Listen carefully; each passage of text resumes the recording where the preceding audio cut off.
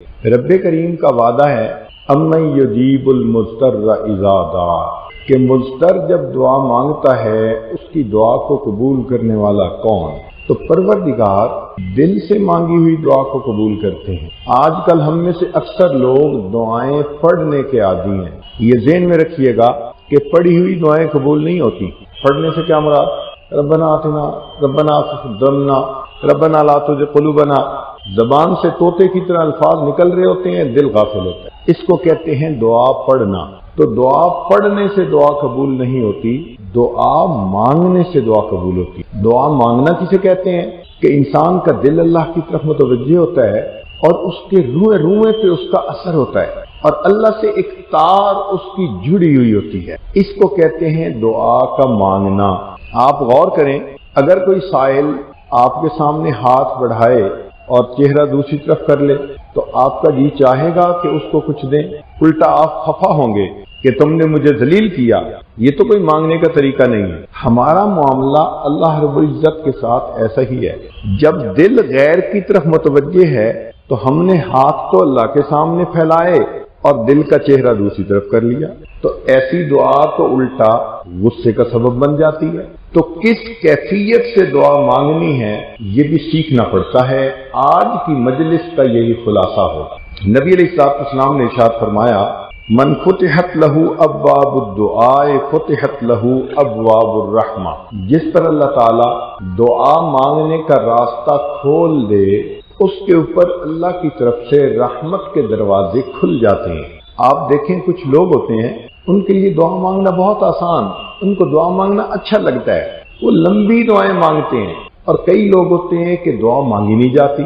चुनाचे अगर आप गौर करें तो अक्सर दुआएं मिनटों की, आधा मिनट, 1 मिनट, 2 मिनट, हाथ उठाते हैं और एक दुआ पढ़ी और मुंह पे हाथ कर लिए। अब ये मिनटों की दुआ तो फिर ऐसे नहीं ना असर रखती। दुआ मांगने का यह तो तरीका ठीक हो। तो फरमाया कि जिस पर अल्लाह ताला दुआ के रास्ते को खोल दे उस पर अल्लाह ताला की रहमत का दरवाजा खुल जाता है। हजरत सौबान रज़ी अल्लाह ताला अन्हु कहते हैं कि नबी अलैहिस्सलाम ने इरशाद फरमाया, ला यरुद्दुल क़दरा इल्ला दुआ। कज़ाओ कदर को दुआ के सिवा कोई चीज बदल नहीं सकती। वला यज़ीदु फिल उम्र इल्लल बिर, और नेकी के सिवा उम्र में कोई चीज इजाफा नहीं कर सकती। व इन्नर रजुला ला युहरमुर रिज़्क़ा बिज़म्बि युसीबुहु, और बंदा अपने गुनाहों के सबब मिलने वाले रिज़्क़ से महरूम कर दिया जाता है। यानी अल्लाह ताला तो रिज़्क़ देना चाहते हैं, हम उसमें स्टॉपर लगा देते हैं। ये हमारे गुनाह उस रिज़्क़ के रास्ते की रुकावट बन जाते हैं। जितना मासियत के मुर्तकिब होंगे उतना रिज़्क़ की बरकत उठा ली जाएगी। सब कुछ होने के बावजूद भी परेशान। इसलिए तो फरमाया, वमन आरदा अन ज़िक्री फ़इन्न लहू मईशतन दंका। जो हमारी याद से आंख चुराए हम उसके रिज़्क़ को तंग कर देंगे। है करोड़ोंपति, कारखाना भी है, एक कंटेनर उधर फंस गया, दूसरा कंटेनर उधर फंस गया, पेमेंट देने वाले पेमेंट नहीं देते, मांगने वाले तंग कर रहे हैं, अब परेशान। सब कुछ है, हाथ में कुछ नहीं, तो तंगी होती है, परेशानी होती है, रोते हैं बच्चों की तरह। यूं अल्लाह ताला बंदे के रिज़्क़ को तंग कर देते हैं। सैयदा आयशा सिद्दीक़ा रज़ी अल्लाह ताला अन्हा नबी अलैहिस्सलाम से रवायत फरमाती हैं, अद्दुआ यनफ़उ मिम्मा नज़ला व मिम्मा लम यनज़िल, कि दुआ नफा देती है उस मुसीबत के लिए जो अभी नाजिल नहीं हुई और उस मुसीबत के लिए भी जो नाजिल हो चुकी है। तो इंसान हैरान होता है कि जो नाजिल नहीं हुई उसको तो चलो रोक लिया जाता होगा, जो नाजिल हो चुकी उसमें कैसे फायदा? तो वो फरमाती हैं कि नबी इस्लाम ने फरमाया, व इन्नल बला अजला यनज़िलु फयल्क़ाहु दुआओ फयअतलिजान इला यौमिल क़ियामा। बला आसमान से नाजिल होती है, नीचे से बंदे की दुआ ऊपर जाती है, ये दोनों एक दूसरे को धकेलती हैं, पुश पुल करती रहती हैं। बला इसको धकेलती है, ये उसको धकेलती है, दुआ उस बला को क़यामत तक नीचे नहीं उतरने देती। तो जो बला नहीं उतरी उसके लिए भी फायदेमंद, और जिसके उतरने का फैसला हो गया दुआ करे तो उसके लिए भी फायदेमंद। हदीस मुबारका है ملم یدعو اللہ یغضب علیہ، جو شخص دعا نہیں مانگتا اللہ تعالیٰ اس بندے سے ناراض ہوتے ہیں، جو شخص دعا نہیں مانگتا اللہ تعالیٰ اس بندے سے ناراض ہوتے ہیں۔ ایک حدیث مبارکہ میں ارشاد فرمایا ان اعجز الناس من عجز عن الدعاء، طبرانی شریف کی روایت ہے کہ انسانوں میں سب سے زیادہ عاجز وہ انسان ہے جو دعا مانگنے سے عاجز ہو جائے۔ اور ایک حدیث مبارکہ میں نبی علیہ السلام نے ارشاد فرمایا الدعاء سلاح المؤمن، دعا مومن کا اسلحہ ہے۔ جیسے انسان دشمنوں سے بچنے کے لیے اسلحہ کا استعمال کرتا ہے، بلاؤں سے، پریشانیوں سے، مصیبتوں سے، غموں سے بچنے کے لیے یہ دعا اسلحہ کی مانند ہوتی ہے۔ لہذا جو بندہ دعا کرتا رہتا ہے اللہ تعالیٰ ان کو ان پریشانیوں سے بچا لیتے ہیں۔ نبی علیہ الصلوۃ والسلام نے اپنے چچا حضرت عباس رضی اللہ عنہ کو فرمایا کہ اے چچا جان اکثر دعا بالعافیہ، اللہ تعالیٰ سے عافیت کی دعا مانگا کریں کہ اللہ تعالیٰ عافیت والا معاملہ فرمائے۔ چنانچہ حدیث مبارکہ میں ہے کہ بندہ جب بھی دعا مانگتا ہے اللہ تعالیٰ اس کی دعا کو قبول کرتے ہیں، مگر اس کی 3 مختلف شکلیں ہیں۔ پہلی شکل یہ کہ جیسے مانگا ویسے قبول کر لی، اور دوسری کہ ویسے قبول کرنی تو اس کے لیے بہتر نہیں تھی تو اللہ تعالیٰ اس کے بدلے کوئی بلا، کوئی مصیبت اس سے دور کر دیتے ہیں۔ ایکسیڈنٹ ہوتے ہوتے بچ گیا، وہ کوئی مانگی ہوئی دعا تھی، سخت ایکسیڈنٹ ہوا، ساتھ والے مر گئے، یہ بچ گیا، تو اس کی جو جان بچی اس کی کوئی دعا تھی۔ تو یہ دعا کے اثرات ہوتے ہیں۔ چھوٹا بچہ بیماریوں سے بچا رہا، حالانکہ اور بچے وائرس کی وجہ سے بیمار ہو گئے، یہ دعا کا اثر تھا۔ تو کبھی دعا من و ان قبول کر لی جاتی ہے، کبھی اس کے بدلے بلا مصیبت کو ٹال دیا جاتا ہے، اور اگر یہ بھی نہ ہو تو اس دعا کو بندے کے لیے ریزرو رکھ لیا جاتا ہے۔ قیامت کے دن یہ بندہ اللہ تعالیٰ کے سامنے حاضر ہوگا، اس وقت اس کو اس دعا کا اللہ اجر عطا فرمائیں گے، اور ہر دینے والا اپنے شان کے مطابق دیتا ہے۔ کہتے ہیں کہ حاتم طائی سے سائل نے 5 دینار مانگے تھے، اس نے 500 دینے کا حکم دیا، تو کسی نے کہا جی مانگے تو 5 ہیں، اس نے کہا بھائی اس نے اپنی حیثیت سے مانگے، مجھے اپنی حیثیت سے دینے ہیں، میں نے 500 دینے کا حکم دیا۔ تو جب دنیا کا سخی 5 مانگنے والے کو 500 دیتا ہے تو اندازہ لگا سکتے ہیں کہ اللہ رب العزت جب دینے والے ہوں گے، جو زمین و آسمان کے خزانوں کے مالک ہیں، تو وہ اپنی شان کے مطابق عطا فرمائیں گے۔ حدیث مبارکہ میں ہے کہ بندہ تمنا کرے گا کاش دنیا میں میری کوئی دعا قبول نہ ہوتی اور میری ہر دعا کا بدلہ آج مجھے قیامت کے دن یہیں پر مل جاتا۔ تو مومن کے تو مزے، جیسے مانگا قبول تو بھی مزہ، اس کے بدلے بلا مصیبت ٹال دی پھر بھی مزہ، اور قیامت کے دن اگر اللہ عطا کریں گے تو اس سے بھی زیادہ مزہ۔ ہاں ایک صورت ہے کہ جس صورت میں بندے کی دعا کو رد کر دیا جاتا ہے، پھٹے کپڑے کی طرح اس کے منہ پہ مار دیا جاتا ہے۔ وہ کون سی صورت ہے؟ جب بندہ کہنا شروع کرتا ہے نا جی اللہ ہماری تو سنتا نہیں، تو اس بات سے اللہ تعالیٰ کو بہت جلال آتا ہے۔ یاد رکھیں ان ربی لسمیع الدعاء، میرا پروردگار دعا کو سنتا ہے، مگر اللہ ہے، ایسے تو نہیں نا کہ ہم بات کریں اور اسی وقت پوری ہو جائے، اس کی اپنی شان ہے، اپنی مرضی ہے کب اس دعا کو قبول فرمائے۔ تو یہ الفاظ کبھی بھی زبان سے نہیں کہنے چاہیے کہ جی اللہ تعالیٰ ہماری تو سنتا نہیں، سنتا تو وہ سب کی ہے۔ ہاں اگر یہ امید رکھے کہ میں نے جو دعا مانگی مجھے 3 میں سے کسی نہ کسی ایک صورت میں دعا کا بدلہ ملے گا، تو اللہ رب العزت اس کی دعا کا بدلہ اس کو ضرور عطا فرماتے ہیں۔ کئی مرتبہ ایسے بھی ہوتا ہے کہ بندے کا مانگنا اللہ کو پسند آتا ہے تو اللہ تعالیٰ اس کو مانگنے کا موقع دیتے ہیں۔ آپ نے نہیں دیکھا کئی دفعہ بچہ روتا ہے نا تو باپ تھوڑا اس کو رونے دیتا ہے، اس کو اچھا لگ رہا ہوتا ہے، اور کئی باپ کو تو دیکھا کہ وہ بچے کو خود تیز کرتے ہیں کہ تھوڑا رونے والی شکل بنائے۔ اپنی اپنی طبیعتیں ہیں نا۔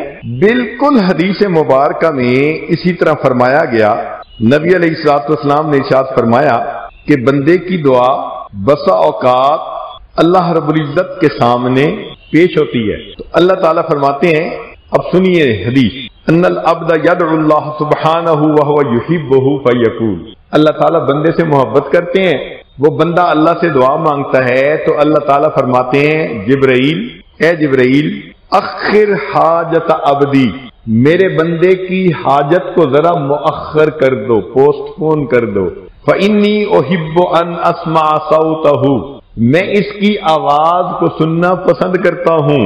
اللہ اکبر کبیرہ۔ چنانچہ ایک بزرگ گزرے ہیں یحییٰ بن سعید القطان رحمت اللہ علیہ، فرماتے ہیں کہ انہ رأى الحق سبحانہ وتعالی فی المنام، ان کو خواب میں اللہ رب العزت کا دیدار نصیب ہوا۔ فقال، انہوں نے عرض کیا الہی کم ادعوک فلا تجیبنی، میں کب تک دعائیں مانگتا رہوں گا، آپ میری دعاؤں کو قبول نہیں فرماتے۔ فقال، ارشاد فرمایا یا یحییٰ لأنی احب ان اسمع صوتک، میں تیری آواز کو سننا پسند کرتا ہوں، اس لیے میں چاہتا ہوں کہ تو مجھ سے زیادہ مانگتا رہے۔ تو کب دعا پوری ہوگی اس معاملے کو اللہ پہ چھوڑ دیں۔ یہ تھوڑی بات ہے کہ توفیق مل گئی، ارے بھائی کتنے لوگوں کو تو دعا کی توفیق ہی نہیں ہوتی۔ آپ ذرا غور کیجئے نا، اس عاجز کے پاس ایک صاحب آئے، کہنے لگے حضرت پتہ نہیں کیا پچھلے 8 سالوں سے دعا مانگنے کو دل ہی نہیں کرتا۔ اب یہ کتنی بڑی محرومی ہے کہ دعا مانگنے کو دل ہی نہ کرے، یہ ہے نا محرومی، دعا میں انسان کو رونا ہی نہ آئے، یہ ہے محرومی۔ کہتے ہیں کہ بنی اسرائیل کے ایک عالم تھے، وہ کہیں نفسانی تعلق میں پھنس گئے، علم تو تھا اگرچہ نفس غالب آ گیا، وہ گناہ کے مرتکب بھی ہوتے اور ڈرتے بھی کہ گناہ کی وجہ سے انسان محروم ہوتا ہے، پتہ نہیں میں کس نعمت سے محروم نہ ہو جاؤں۔ کچھ عرصہ چلتا رہا، کچھ عرصے کے بعد وہ حیران ہوئے میں گناہ بھی کر رہا ہوں اور جو نعمتیں اللہ نے دی ہوئی تھی وہ سب نعمتیں بھی سلامت ہیں۔ تو کہنے لگے اللہ تو کتنا حلیم ہے، میں گناہوں پہ گناہ کر رہا ہوں اور آپ نے اپنی نعمتیں سلامت رکھی ہوئی ہیں۔ اللہ رب العزت نے الہام فرمایا میرے بندے تو محروم ہو رہا ہے، تجھے پتہ نہیں چل رہا۔ اللہ میں کس نعمت سے محروم ہوا؟ فرمایا جس دن سے تو کبیرہ کا مرتکب ہوا ہم نے تجھے رات کے آخری پہر میں رونے کی لذت سے محروم کر دیا۔ تب ان کا خیال آیا کہ ہو جب سے میں گناہ کا مرتکب ہوا مجھے کبھی تہجد میں رونا ہی نہیں آیا۔ تو انسان محروم ہو جاتا ہے، اور اگر اللہ تعالیٰ دعا کا راستہ کھول دیں، دعا کی توفیق دے دیں تو یہ تو اللہ تعالیٰ کی طرف سے بہترین معاملہ ہوتا ہے۔ یاد رکھیں انسان اپنے بچاؤ کے جتنے اسباب اختیار کرتا ہے ان میں سب سے بہتر سبب دعا ہوتی ہے، دعا سے بہتر سبب اور کوئی نہیں ہو سکتا، لہذا ہر معاملے میں دعا کرنی چاہیے۔ حدیث مبارکہ ہے کہ جو شخص چاہے کہ سختی میں میری دعا قبول ہو اس کو چاہیے کہ وہ خوشحالی میں دعا کرے تاکہ اللہ تعالیٰ سختی کے عالم میں اس کی دعا کو قبول فرما لیں۔ دعا ایک عجیب ہے کہ اگر خالص دنیا کے لیے مانگے اللہ دنیا کی یہ ضرورت پوری کر دے، یہ کر دے تو بھی عبادت ہے، یہ ایک امتیازی شان ہے اس عمل کی۔ باقی اعمال دنیا کی نیت سے کریں تو اجر نہیں ملے گا، آخرت کی نیت۔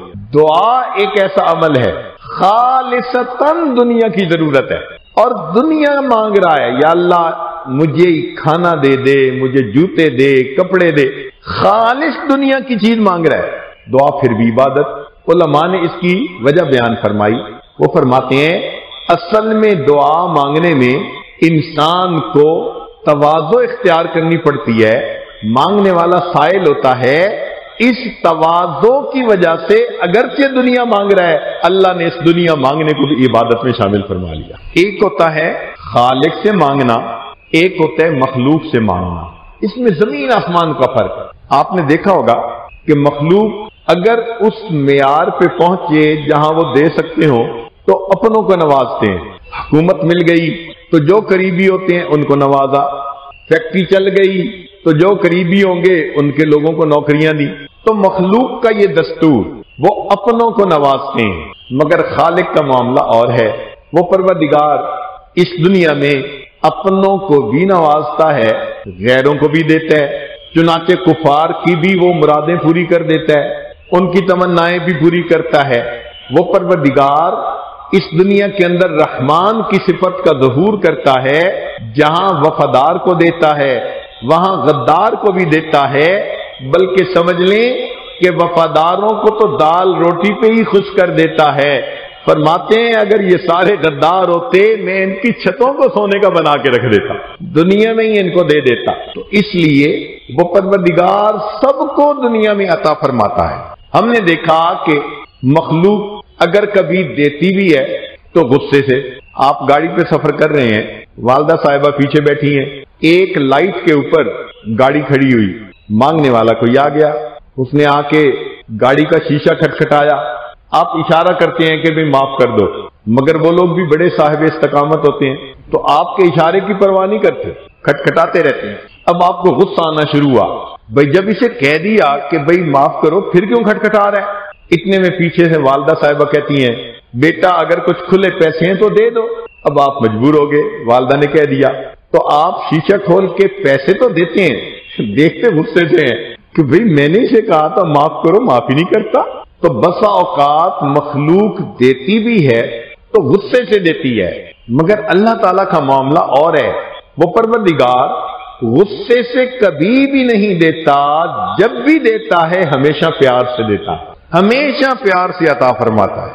مخلوق کے اندر ایک بات اور دیکھی، ایک دفعہ مانگیں تو دے دیں گے، دوسری دفعہ مانگیں تو ذرا بوجھ سمجھیں گے، تیسری دفعہ کنی کترائیں گے اور چوتھی مرتبہ تو جھنڈی دکھا دیں گے اور کہیں گے یار یہ کیسا بندہ ہے، ہر وقت مانگتا ہی رہتا ہے، شرم ہی نہیں آتی۔ دروازہ بند کر دیں گے، ملنا چھوڑ دیں گے، تعلق توڑ لیں گے، وہ تو ہر وقت ہی مانگتا ہے۔ تو مخلوق کے معاملے میں دیکھا کہ بار بار مانگو تو مخلوق دروازے بند کر دیتی ہے، دور کر دیتی ہے۔ قربان جائیں اس پروردگار پر، اللہ تعالیٰ سے ایک دفعہ مانگیں وہ دیتا ہے، دوسری دفعہ مانگیں وہ دیتا ہے، تیسری دفعہ مانگیں وہ دیتا ہے، بار بار مانگیں وہ بار بار دیتا ہے۔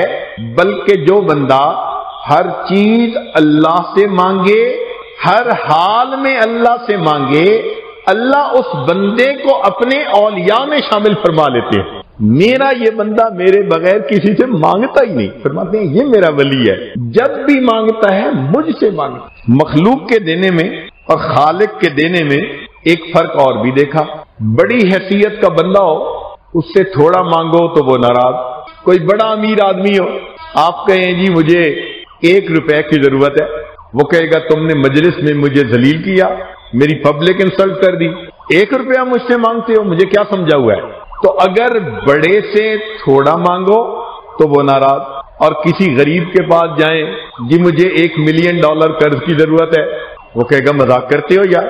تو غریب سے زیادہ مانگو تو وہ ناراض، امیر سے تھوڑا مانگو تو وہ ناراض۔ مگر پروردگار کا معاملہ کچھ اور ہے، اس پروردگار سے تھوڑا مانگیں تو وہ دیتا ہے، زیادہ مانگیں تو وہ دیتا ہے۔ حتیٰ کہ کتابوں میں لکھا اگر کوئی بندہ اپنے جوتے کا ٹوٹا ہوا تسمہ بھی اللہ سے مانگتا ہے، اللہ بندے کو وہ تسمہ بھی خوش ہو کر عطا فرما دیتا۔ ایک ہم نے فرق اور بھی دیکھا، کسی کے پاس جائیں جی مجھے ضرورت ہے، وہ کہے گا جی میرا بڑا دل چاہتا ہے کہ میں آپ کو خالی نہ بھیجوں، کاروبار ہی نہیں چل رہا، حالات ہی سازگار نہیں ہے۔ تو مخلوق مدد کرنا چاہتی ہے مگر حالات سازگار نہیں ہوتے۔ مگر اللہ رب العزت کے ہاں تو معاملہ اور ہے، وہاں تو نہ بجٹ کی کمی نہ خزانے کی کمی۔ جب بھی بندہ اللہ سے مانگتا ہے اللہ رب العزت اپنے بندے کو ہمیشہ عطا فرماتے ہیں اور خوش ہو کر عطا فرماتے ہیں۔ ایک فرق ہم نے اور بھی دیکھا، مخلوق کا دروازہ دن میں کھلا ہوتا ہے، رات کو بند ہوتا ہے۔ دوست ہے تو دفتر دن میں کھلا ہوگا، دکان دن میں کھلی ہوگی، ملنے کے اوقات آفس دن میں کھلا ہوگا، رات کو دفتر بند، صاحب آرام کر رہے ہیں۔ تو دن میں دفتر کھلتے ہیں دروازے، رات کو دروازے بند ہو جاتے ہیں۔ لیکن اس پروردگار کی شان کچھ اور ہے، اس سے بندہ دن میں مانگے دن میں بھی دروازہ کھلا ہوتا ہے، رات میں مانگے تو رات میں بھی دروازہ کھلا۔ وہ فرماتے ہیں لا تأخذہ سنۃ ولا نوم، اس پروردگار کو نہ اونگ آتی ہے نہ نیند آتی ہے۔ ایسا نہ ہو کہ میرا بندہ مجھ سے مانگے اور دینے والا اونگ رہا ہو۔ فرمایا ہم نیند اور اونگ سے بھی منزہ اور مبرہ ہیں، ہم ہر وقت جاگنے کی حالت میں، میرا بندہ جب مانگے گا اپنے دینے والے کو جاگتا پائے گا۔ ایک بات اور بھی دیکھی، مخلوق سے اگر ایک کام کروا لیا تو پھر ان کی بھی توقعات ہو جاتی ہیں، چنانچہ دوسری دفعہ جائیں تو پوچھتی ہیں بھئی کیا لائے ہو، کوئی گفٹ لائے یا نہیں؟ تو مخلوق کے دروازے پہ جاؤ تو پوچھا جاتا ہے کیا لائے ہو۔ اللہ کا معاملہ کچھ اور ہے۔ جب بھی جاؤ اللہ کے دروازے پر، اللہ تعالیٰ یہ نہیں پوچھتے کیا لائے ہو، ہاں بندے سے اتنا پوچھتے ہیں میرے بندے تم مجھ سے کیا لینے کے لیے آئے ہو۔ بادشاہوں کے دروازے پہ جب کوئی جاتا ہے تو بادشاہ نہیں پوچھا کرتے کہ کیا لائے ہو، بادشاہ پوچھا کرتے ہیں کیا لینے کے لیے آئے ہو۔ تو ہمیں چاہیے کہ ہم اس پروردگار سے مانگیں، مخلوق سے مانگنے کی ضرورت ہی ختم ہو جائے گی اگر ہمیں اللہ رب العزت سے مانگنا آ گیا۔ مگر مشکل یہ ہے کہ آج کل ہم دعائیں پڑھتے ہیں، دعائیں کرتے نہیں ہیں۔ دعائیں پڑھنے سے دعا قبول نہیں ہوتی، دعا مانگنے سے دعا قبول ہوتی ہے۔ چنانچہ حجاج بن یوسف کا ایک مشہور واقعہ ہے، حجاج بن یوسف کا مشہور واقعہ ہے کہ وہ طواف کر رہا تھا، اس نے ایک اندھے کو دیکھا جو بیٹھا ہوا دعا مانگ رہا تھا روٹین میں، اللہ مجھے بینائی عطا کر دے، اللہ میری آنکھیں ٹھیک کر دے، بصیرت دے دے، اللہ مجھے آنکھیں دے دے، دعا کر رہا تھا۔ حجاج بن یوسف کھڑا ہو گیا، اس نے اس اندھے کو ٹھوکر لگا کے پوچھا، اندھے میں حجاج بن یوسف ہوں۔ اس کے بارے میں بڑا مشہور تھا کہ بڑا سخت دل انسان ہے اور جو کہتا ہے بس وہ کر دیتا ہے۔ تو اندھا تھوڑا گھبرا گیا، کیا مصیبت نازل ہو گئی آج؟ حجاج بن یوسف نے اسے کہا کہ میں طواف کر رہا ہوں اور میرے ابھی اتنے چکر باقی ہیں، اگر میرے طواف مکمل ہونے تک تیری آنکھیں ٹھیک نہ ہوئی تو میں نے تجھے قتل کروا دینا ہے۔ اور اپنے ایک سپاہی کو کھڑا بھی کر دیا کہ یہ اندھا بھاگنے نہ پائے، اور خود طواف کرنے لگ گیا۔ اب اندھے کو جب پتا چلا کہ وہ مجھے کہہ کے گیا ہے کہ میں تجھے قتل کروا دوں گا، اب تو اس کی حالت ہی بدل گئی۔ پہلے تو دعا پڑھ رہا تھا، اب یا اللہ پہلے تو بینائی کا سوال تھا، اب تو زندگی کا سوال ہے۔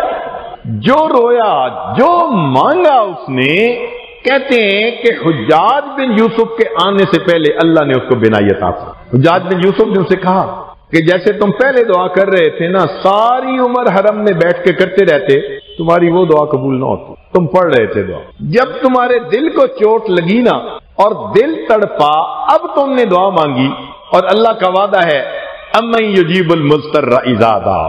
آج کل ہم نے اکثر دیکھا ہے کہ لوگ دعائیں مانگتے نہیں بلکہ ایسے دعا کرتے ہیں جیسے کام ذمہ لگا رہے ہیں۔ ذرا توجہ کیجئے گا، افسر آتے ہیں نا اپنے دفتر میں، بھائی انجینئر صاحب آپ یہ کر دیں، فورمین صاحب آپ یہ کر دیں، اور سپروائزر صاحب یہ کر دیں، اور الیکٹریشین صاحب یہ کروا دینا، ٹیکنیشین صاحب آپ یہ کر دینا، وہ کام ذمہ لگاتا ہے۔ کبھی اپنی دعا کا انالیسس کریں، ہماری دعا بھی اسی طرح، اللہ میرے بیٹے کا نکاح ہو جائے، بیٹی کو بیٹا مل جائے، چھوٹے بیٹے کو نوکری مل جائے، فلاں کو یہ ہو جائے۔ ہمارا انداز اس طرح کا ہوتا ہے کہ معاذ اللہ ہم کام اپنے پروردگار کے ذمے لگا رہے ہیں، ایسے تو دعا قبول نہیں نہ ہوتی۔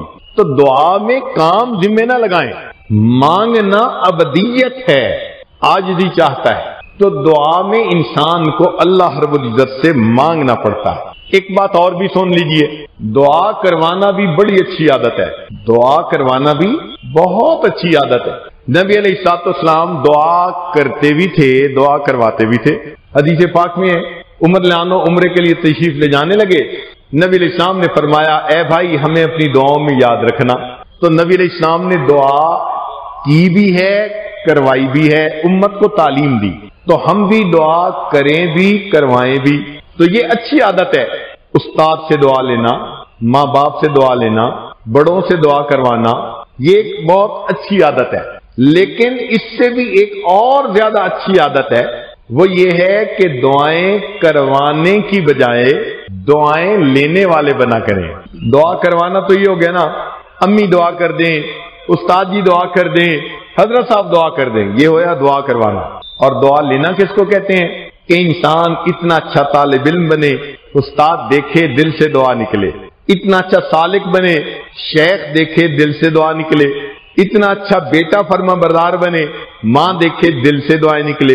جو شخص دعائیں لینے والا بن جاتا ہے اس پر اللہ کی رحمتوں کے دروازے کھل جاتے ہیں۔ تو نوجوان بچے دعائیں لینے والے بنے، اس لیے کہ اللہ کے دروازے پر آنے میں دیر ہوتی ہے، ملنے میں دیر نہیں ہوا کرتی۔ اللہ تعالیٰ کے دروازے سے ملنے میں دیر نہیں ہوا کرتی۔ یہاں تک حدیث مبارکہ من سأل اللہ الشہادۃ بصدق بلغ اللہ منازل الشہداء وان مات علی فراشہ، حدیث مبارکہ، جس شخص کے دل میں شہادت کی تمنا ہوگی اور وہ دعا مانگتا ہوگا، اگرچہ اس کو بستر پر موت آئے گی، اللہ اس کو قیامت کے دن شہید کا مقام عطا فرما دیں گے۔ اللہ رب العزت کے ہاں ایک دستور ہے کہ مانگنے والے کو اس کی توقع سے زیادہ دیتے ہیں، مانگنے والے کو اس کی توقع سے زیادہ دیتے ہیں۔ اس کی مثال قرآن عظیم الشان میں سے سیدنا ابراہیم علیہ السلام نے دعا مانگی، اے اللہ میں نے اپنی اولاد کو آپ کے گھر کے قریب بسایا، وارزقہم من الثمرات، ان کو کھانے کے لیے پھل عطا کیجیے۔ اب دستور کی بات ہے کہ پھل عام طور پہ درختوں کے اوپر ہوتے ہیں، مگر جب رب کریم نے دعا کی قبولیت کا تذکرہ فرمایا تو ارشاد فرمایا، اے میرے ابراہیم یجبا الیہ ثمرات کل شیء، اس جگہ پر ہر چیز کے پھل پہنچیں گے۔ ثمرات الاشجار نہیں کہا کہ درختوں کے پھل، حالانکہ انڈرسٹینڈنگ یہی ہے، مگر اللہ تعالیٰ دیتے زیادہ ہیں۔ دیکھیں درختوں کا پھل ان کا فروٹ، کھیتیوں کا پھل ان کی سبزی، کارخانوں کا پھل ان کا پروڈکٹ، انسان کا پھل ان کی اولاد۔ تو اللہ کریم نے فرمایا کہ میرے ابراہیم تو نے تو ثمر مانگا نا جو عام طور پہ درخت کا ہوتا ہے، میں اتنا بڑا دینے والا پروردگار ہوں کہ صرف درختوں کے پھل نہیں، پوری دنیا میں جو چیز جہاں کہیں بن رہی ہوگی میں اس بیت اللہ میں تیری دعا کی وجہ سے اس کو پہنچا دوں گا۔ آج آپ دیکھیے پوری دنیا میں کہیں پھل ہوتا ہے وہ مکہ مکرمہ میں ملتا ہے، سبزی وہاں ملتی ہے، کپڑے وہاں ملتے ہیں، جو سہولت کی چیز اللہ نے سب چیزیں وہاں پہنچا دی۔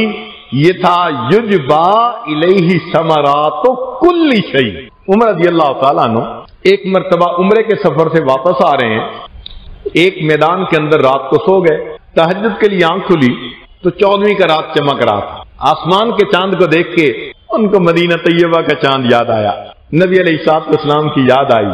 اس وقت انہوں نے اللہ سے ایک دعا مانگی، دعا یہ تھی، اللہم ارزقنی شہادتن فی سبیلک، اے اللہ مجھے اپنے راستے میں شہادت عطا کیجیے، وجعل قبری فی بلد حبیبک، اور میری قبر اپنے محبوب کے شہر میں بنا دیجیے۔ دعا قبول ہو گئی۔ چنانچہ اگر عمر رضی اللہ تعالیٰ عنہ کو پہاڑ کی چوٹی پہ شہادت مل جاتی دعا قبول، کہیں زمین کی پستی پہ مل جاتی دعا قبول، مگر نہیں، اللہ تعالیٰ امید سے زیادہ دیتے ہیں۔ عمر رضی اللہ عنہ کو شہادت کس جگہ ملی؟ مسجد نبوی ہے، باوضو ہے، مصلی نبوی ہے، نماز کی حالت ہے، قرآن کی تلاوت کر رہے ہیں، اس حال میں ان پر وار ہوتا ہے جو ان کی شہادت کا سبب بن جاتا۔ یہ تو انہوں نے کبھی نہیں سوچا تھا نا کہ کس کامل عناوت اللہ کی شکل میں مجھے شہادت ملے گی۔ پھر اگر ان کو جنت بقیع میں دفن ہونے کی سعادت مل جاتی تو دعا قبول، وجعل قبری فی بلد حبیبی، مگر دینے والے کی دین بڑی۔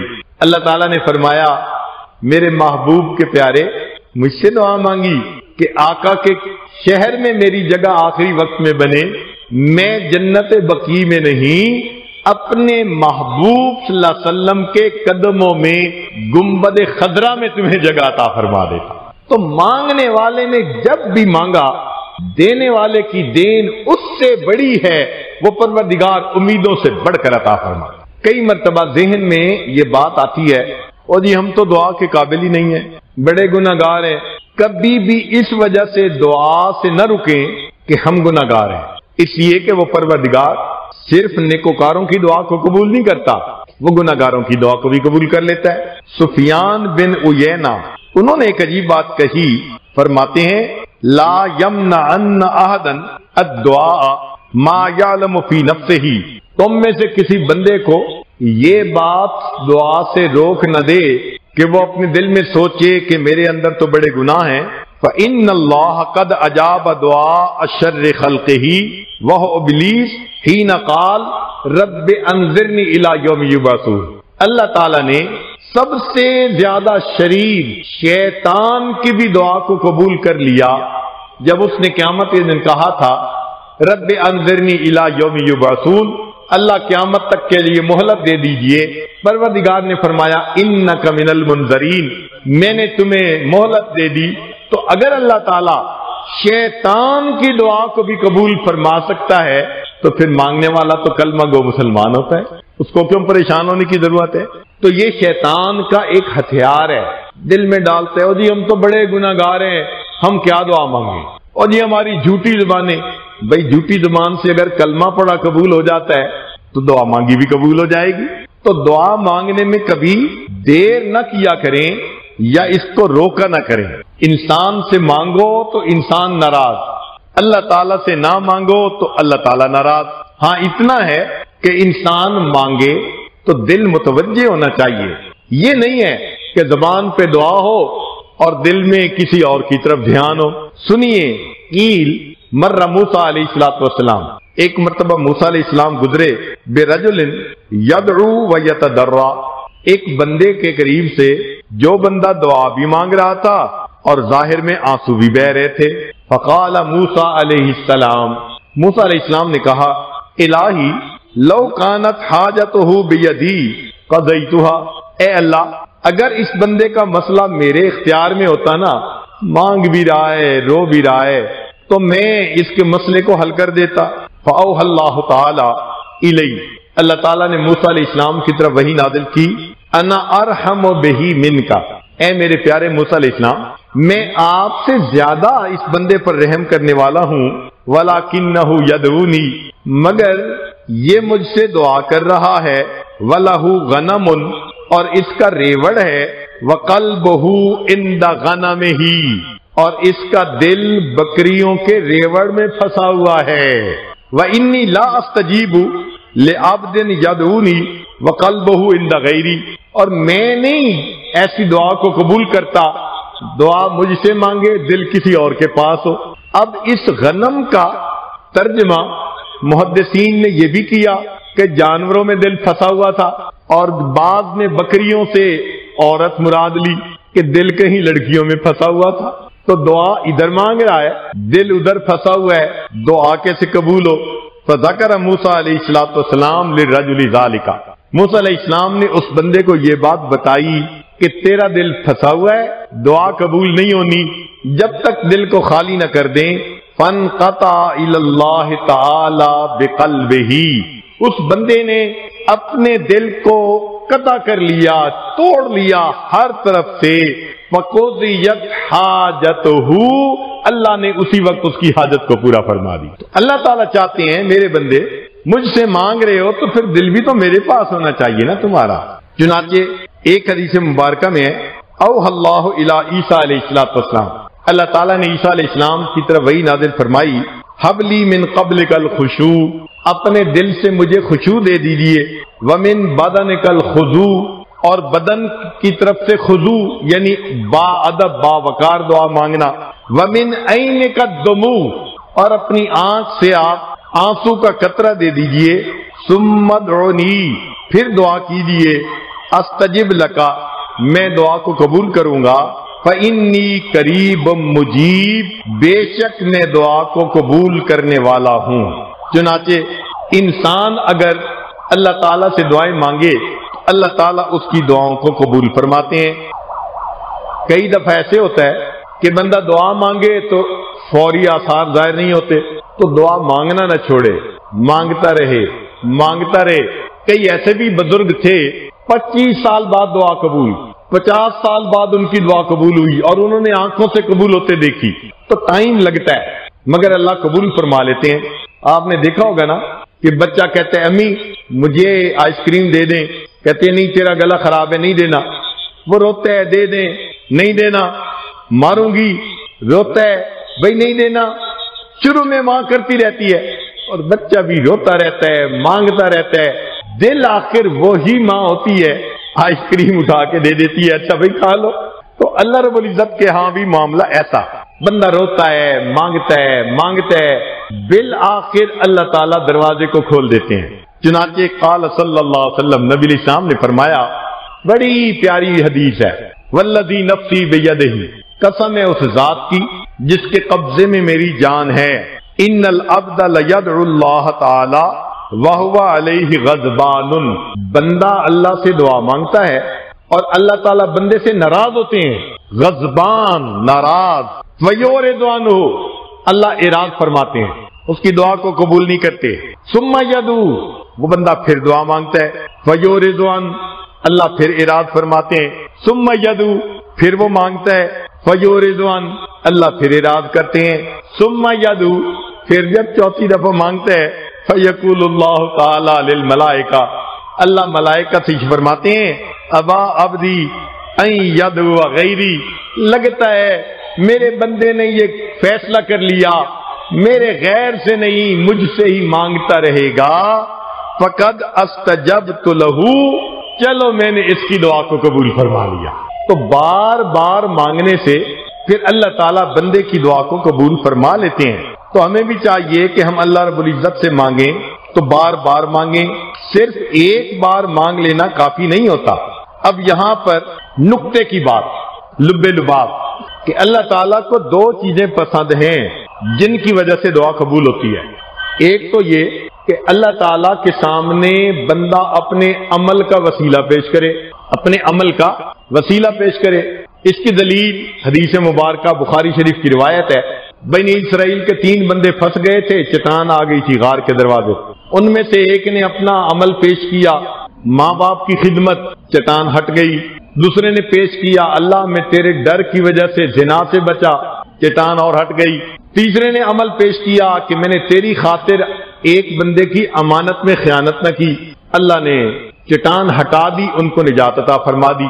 تو اس حدیث مبارکہ سے پتہ چلا کہ یا تو بندہ اپنے عملوں کو پیش کرے. کہتے ہیں کہ شیخ عبدالحق مدد دہلوی رحمۃ اللہ علیہ کا زمانہ تھا. دہلی میں ایک دفعہ بہت قحط پڑا.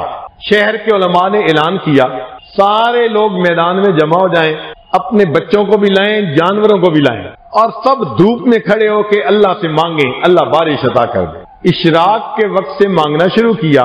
عصر کا وقت ہو گیا، آسمان کے بادل کا نام و نشان نہیں. لوگ حیران تھے، ہزاروں انسان رو رہے ہیں، عورتیں رو رہی ہیں، بچے رو رہے ہیں، اب تو جانور بھی پریشان ہو گئے، مگر اللہ کی رحمت متوجہ نہیں ہوئی. اتنے میں ایک نوجوان اونٹ کے اوپر کسی سواری کو لے کے جا رہا تھا. اس نے جب مجمع دیکھا، سواری کو روکا اور جا کے پوچھا کہ لوگ کیوں جمع ہیں؟ انہوں نے کہا جی اشراق کے وقت سے لے کے عصر کا وقت ہو گیا، دعا مانگ رہے ہیں، دعا قبول ہی نہیں ہو رہی. اس نے کہا اچھا. وہ سواری کے پاس واپس آیا اور وہاں کھڑے ہو کے اس نے کوئی دعا مانگی. اسی وقت آسمان کے اوپر سے بارش نازل ہونی شروع ہو گئی. تو علماء بڑے حیران تھے. وہ اس بچے کے پاس گئے، اے نوجوان تیرا کون سا عمل تھا کہ جس کے صدقے اللہ نے رحمت کر دی؟ اس نے کہا اس اونٹ کے اوپر میری والدہ سوار ہیں اور مجھے ان کی زندگی کا پتہ ہے، تقیہ نقیہ، پاک صاف عفیف زندگی گزارنے والی تھی. میں آیا اور میں نے ان کی چادر کا ایک کونا پکڑ کے دعا مانگی، اے اللہ میں اس ماں کا بیٹا ہوں جس نے پاک دامنی کی زندگی گزاری ہے، اللہ تجھے اس کی پاک دامنی کا واسطہ اپنے بندوں پر بارش برسا دے. رب کریم کو یہ بات اتنی پسند آئی، اسی وقت بارش عطا فرما. تو بھائی ایک طریقہ تو یہ کہ انسان اپنے عمل پیش کرے، مگر ہمارے کیس میں تو یہ ممکن ہی نہیں. ہمیں تو اپنی زندگی میں کوئی ایک عمل بھی نظر نہیں آتا جو اللہ کے سامنے پیش کرنے کے قابل ہو. ایک دن ایسا نہیں جو گناہوں کے بغیر گزرا ہو.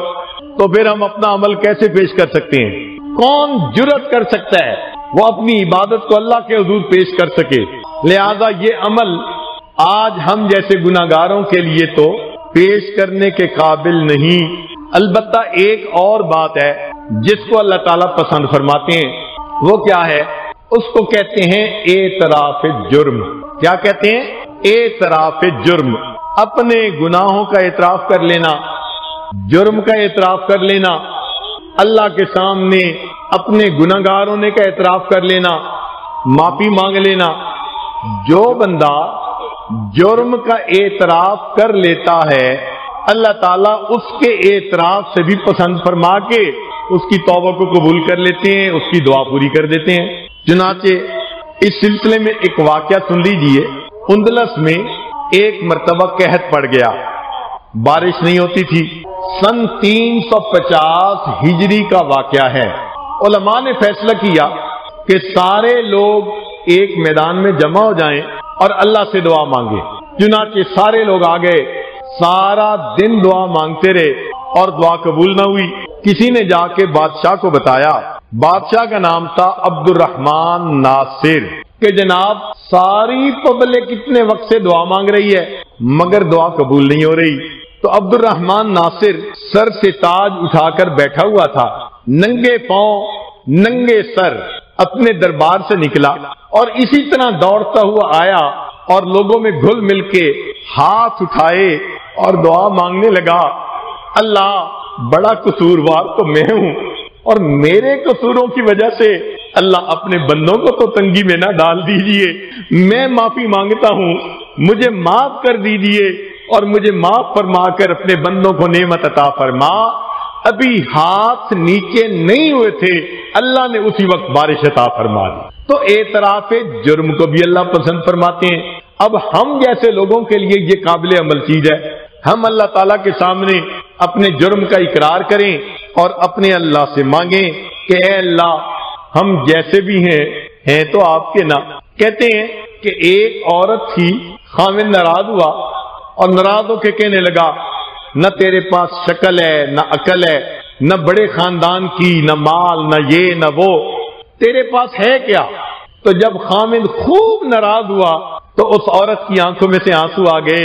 ہم اپنی علاقائی زبان میں وہ شعر پڑھتے ہیں، پھر اس کے بعد اس کا ترجمہ آپ کے سامنے پیش کریں گے۔ کہنے لگی، نہیں کوئی اوقات اوگنہار دی، نہیں کوئی اوقات اوگنہار دی، جے ہو جئی وی ہاں میں ہاں سرکار دی، کہ میری کوئی اوقات نہیں ہے، جو آپ نے کہا بالکل ٹھیک کہا، میرے اندر کوئی وصف نہیں، کوئی خوبی نہیں، ایک بات تو پکی ہے، میں جیسی بھی ہوں تو آپ ہی کی نا، آپ کے سوا تو کسی کی طرف نظر نہیں اٹھاتی۔ کہتے ہیں اس عورت کی بات خاوند کے دل پر اتنی اچھی لگی، اس نے اس کی کوتاہیوں کو معاف کر دیا۔ ہم بھی آج اس بارگاہ میں اللہ کے سامنے یہی کہتے ہیں، اللہ ہم گناہگار سہی، خطا کار سہی، ہمارے پاس صفتیں نہیں، ہمارے پاس اچھے اخلاق نہیں، کوئی کمالات نہیں، اللہ گناہوں کے سوا ہماری چولی میں کچھ نہیں ہے، مگر اتنی بات تو ہے جیسے بھی ہیں تو آپ ہی کے نا۔ کلمہ آپ کا پڑھا، اکیلے آپ کو پروردگار مانتے ہیں، آپ کے سوا کبھی کسی غیر کی طرف نہیں جھکے، کبھی غیر کی طرف ہاتھ نہیں پھیلایا۔ میرے مولا جب آپ ہی سے مانگ رہے ہیں تو آپ ہمیں اپنے در سے خالی نہ اٹھائیے۔ اگر ہم توجہ سے مانگیں گے اللہ تعالیٰ عطا فرمائیں گے۔ مانگنے کا طریقہ بنی اسرائیل کے گناہگار سے سیکھ لیجئے۔ کیا اس نے مزے کی دعا مانگی؟ سبحان اللہ۔ امید ہے کہ آپ دل کے کانوں سے اس واقعے کو سنیں گے اور اپنی زندگی میں اس سے فائدہ اٹھائیں گے۔ فرماتے ہیں وہب ابن منبہ رحمت اللہ علیہ اس کے راوی ہیں، فرماتے ہیں کان فی زمن موسیٰ علیہ السلام شاب آتن مصرف علی نفسہ، ایک نوجوان تھا، بڑا سرکش تھا، اپنی جانوں پہ ظلم کرتا تھا، نفس کا پجاری تھا، نفسانی شیطانی شہوانی گناہوں میں لگا رہتا تھا، اتنا گناہ کرتا تھا کہ بستی کے لوگوں نے مل کر مشورہ کیا کہ اس کو منع کر دو، اگر یہ باز نہ آیا ہم اسے دھکے دے کے شہر سے نکال دیں گے۔ چنانچہ وہ کچھ دن تو بچا رہا، پھر اس نے گناہ کا ارتکاب کیا۔ اب تو بستی والوں نے خوب پٹائی بھی کی اور اس کو اپنی بستی سے نکال بھی دیا۔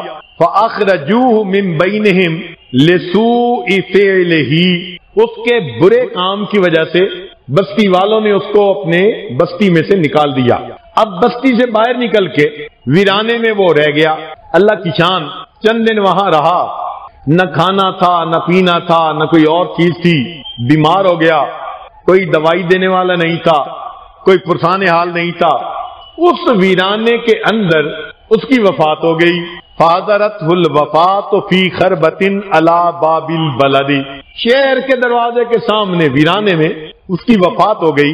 فَأَوْحَى اللَّهُ إِلَى موسیٰ علیہ الصلوۃ والسلام، اللہ تعالیٰ نے موسیٰ علیہ السلام کی طرف وحی نازل فرمائی، اِنَّ وَلِيًّا مِّنْ أَوْلِيَائِي، میرے اولیاء میں سے ایک ولی، حَضَرَهُ الْمَوْتُ فَاحْذُرْهُ، اس کو موت آ گئی ہے، آپ جائیے، وَغَسِّلْهُ، اس کو غسل دیجئے، وَصَلِّ عَلَيْهِ، اور اس کی نماز جنازہ پڑھیے، وَقُلْ، اعلان کر دیجئے، لمن کثر عصیانہ، جس بندے کے گناہ بہت زیادہ ہو، یحضر جنازتہ، اگر وہ اس کے جنازے پڑھنے کے لیے حاضر ہو جائے، لأغفر لہم، تو میں ان کے گناہوں کو بھی معاف کر دوں گا، واحملہ الی لاکرم مثواہ، اس کو میرے پاس لائیے، دفن کر دیجئے، میں اپنے اس بندے کا اکرام کروں۔ فنادا موسیٰ علیہ الصلوۃ والسلام، موسیٰ علیہ السلام نے اعلان کروا دیا، فی بنی اسرائیل، بنی اسرائیل میں، فکثر الناس، بہت سارے لوگ جمع ہوں گے، ہر بندہ چاہتا تھا کہ جنازہ پڑھنے سے گناہ معاف ہوں گے۔ میت دو طرح کے ہوتی ہیں، بعض ایسے ہوتے ہیں کہ جنازہ پڑھنے والوں کی وجہ سے اللہ میت کی مغفرت فرما دیتا ہے۔ حدیث مبارکہ میں ہے، اگر 40 ایمان والے کسی کا جنازہ پڑھ لیں، اللہ اس گناہگار مومن کی گناہوں کو معاف فرما دیتے ہیں۔ اور کئی میت ایسے بھی ہوتے ہیں کہ ان کا جنازہ پڑھ لینے سے پڑھنے والوں کی مغفرت ہو جاتی ہے، یہ ان میں سے تھے۔ چنانچہ بنی اسرائیل والے سارے کے سارے جنازہ پڑھنے کے لیے آ گئے۔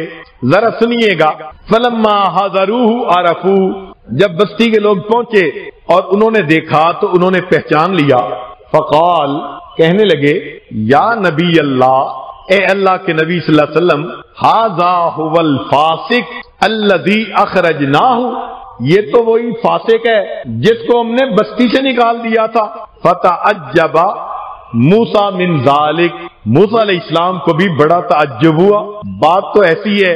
فاوحى اللہ الیہ، اللہ رب العزت نے وحی نازل فرمائی، صدقوا وہم شہدائی الا انہ لما حضرت الوفات فی ھذی الخربۃ، یہ لوگ ٹھیک کہتے ہیں مگر بات یہ ہے کہ جب اس نوجوان کو اس ویرانے میں موت آنے لگی، نظر یمنتن و یسرتن، اس نے اپنے دائیں دیکھا اور اپنے بائیں دیکھا، فلم یرا حمیمن، اس نے کوئی دوست نہ دیکھا، ولا